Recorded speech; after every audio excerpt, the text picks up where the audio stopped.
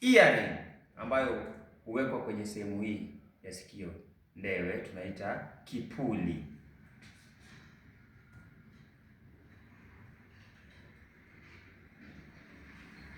Tattoo ambayo watu huchorewa kama ishara ya mapambo fulani ambayo yatakawia ama yatadumu kwa muda, tunaita nembo.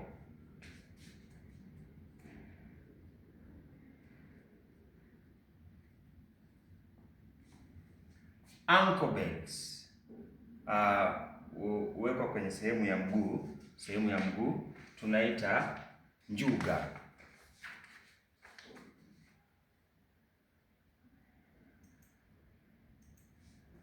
Eyeliner, mambo ya wanawake ambao huwa wanapakapaka sehemu hii ya nyusi, tunaita wanja katika lugha ya Kiswahili.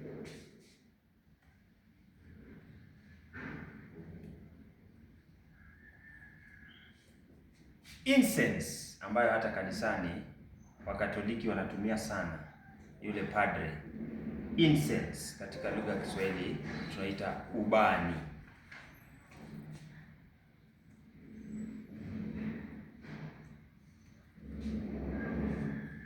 Beads ambayo mara nyingi watoto wa kike huwa wanaweka sehemu hii ya kiuno. Sijui ni ya kazi gani, lakini wanapenda sana kufunga sehemu hii ya kiuno. Naomba uniambie pale kwenye sehemu ya maoni, mtazamaji. Beads katika lugha ya Kiswahili tuwaitaje? Kazi kwako mtazamaji. Ring, watu wakifunga pingu za maisha huwekeana kwenye sehemu ili kidole cha pete, huwekeana ring. Kiswahili tunaita pete.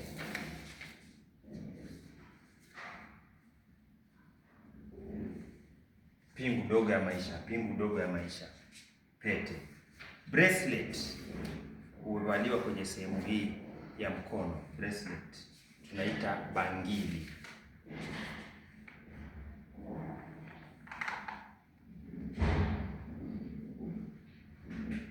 Kwa hivyo bracelet na bangles ni jamii moja, ni kama kaka na dada. Kwa hivyo mtu asishangae. Mwisho kabisa tuna nail polish. Nail polish ni rangi ya kucha.